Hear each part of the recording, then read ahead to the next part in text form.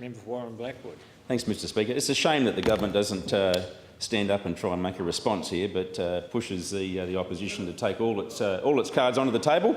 But I do want to highlight. What was the strategy when you were sat over here?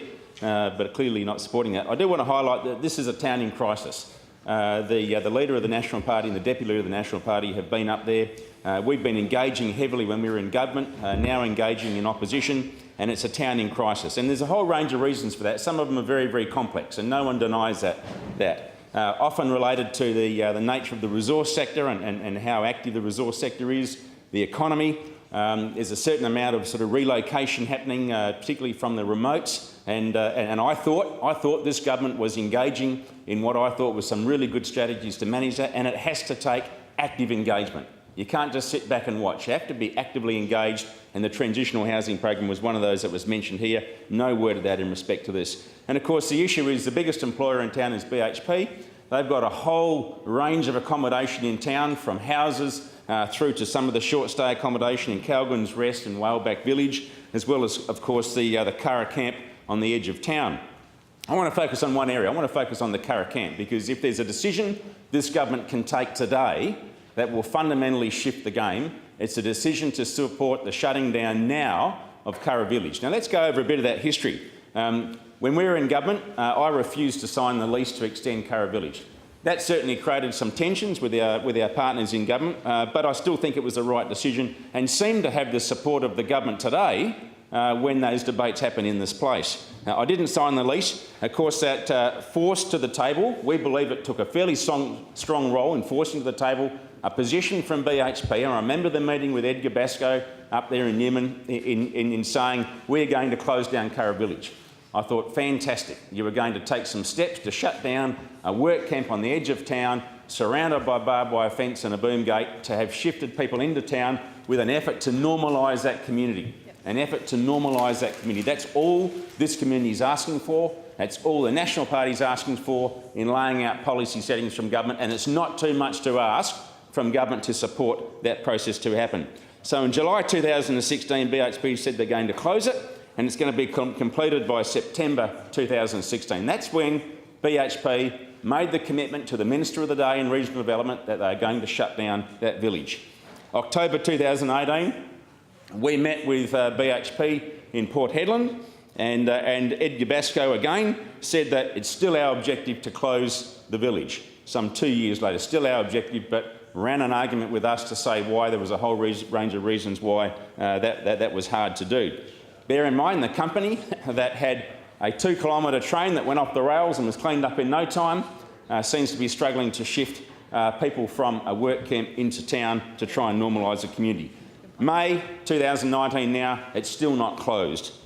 And we have on record a letter from the Minister for Lands, the Honourable Ben Wyatt, who said that I have recently approved the extension of the holding over period for the lease to ensure BHP complies with its obligations. So he has approved the extension of BHP's Curra Village up there, not taking a stance, as he rightly should, to close that camp on the edge of town. So the Minister for Lands, despite a commitment now back to 2016, some 3 years ago, to close the village, is not supporting that position. So the rhetoric of this government seems to support all the things the National Party have been chasing.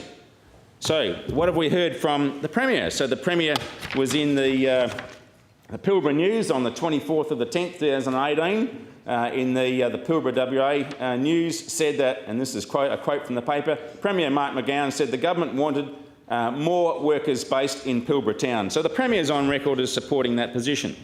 We also have Minister Dawson on record on the 27th of the 1st, 2016, saying, of course BHP should be doing more to house workers in regional towns and cities and not in ghetto-style camps. A quote from Minister Dawson. So he's supportive of that position. We have Ben Wyatt again in response to a debate that the Labor Party brought on in this place back on the 11th of November 2015, where this was the debate about shutting down Curra Village that the opposition brought on, and Ben White on the day said there is nothing that the leader of the National Party, that was myself at the time, said then. Point of order. I don't wish to. I know. Member, can you call the Minister for Lands? I acknowledge that, Mr. Speaker. I apologise.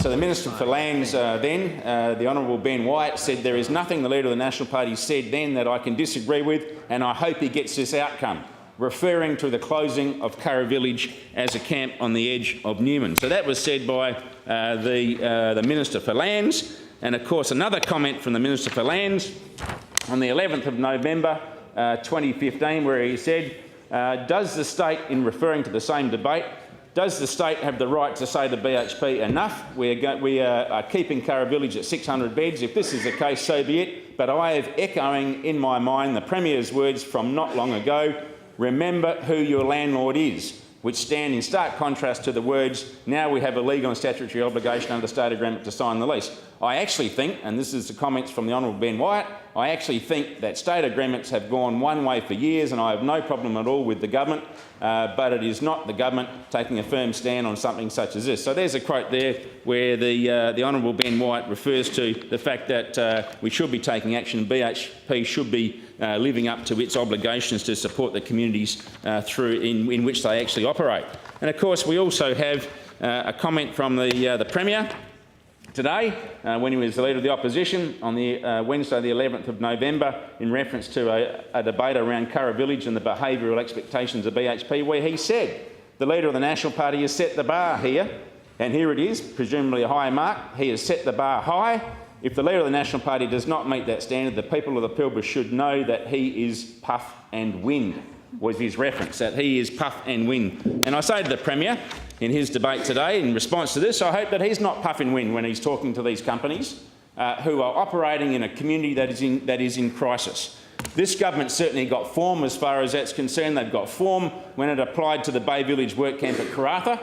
They had form. The Minister for Lands at the time, the Honourable Rita Saffioti, signed off on that. They have form now with Curra Village signing off on the extension of it for a company that said they were going to close over 3 years ago, and they have form in respect to BHP and their underpayment of royalties. The Premier seems to be moving to a position very quickly of having his belly tickled on that. And of course, yesterday in the backdrop of a federal election, he has the big spray about Sino Iron. So we make the point that this government does not care. There are complex issues here. These regional communities are suffering. There's a big player in town that is the biggest employer in town that owns a significant amount of accommodation. If we're going to set the objective of normalising a community like Newman, and that was the objective of the last government, which did a lot of work in that space, the first step you can take is to ensure Curra Village is shut, get the people living in town, take the steps that you need to transition people if there's movement from remote communities into the towns that you should be taking, because there were strong resources for that. And I do hope the Minister for Housing stands up here, because he's got some obligations in this space. It takes active work to sort this out, not just sitting back and allow a mess to happen. There's a train wreck happening up there, and this government needs to engage.